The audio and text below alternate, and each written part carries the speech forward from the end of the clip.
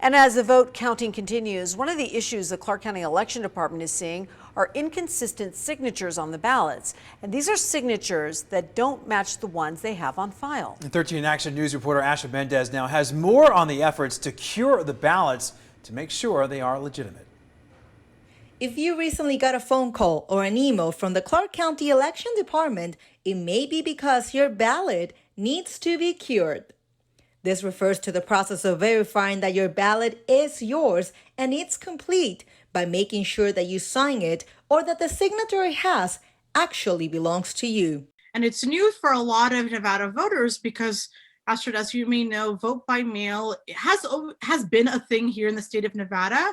But with this election cycle, it's the election cycle that we've seen the largest volume. If all of them were resolved, it could make a difference in the election results. It's not only about the presidential race, right? There are several Nevada state Senate races that are very neck and neck, even a few assembly races, county commission races as well.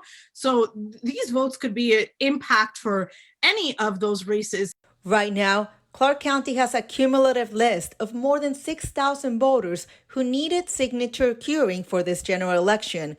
The Nevada Secretary of State's office shows that of those, close to 4,500 have already been successfully cured, leaving more than 1,500 still to be resolved.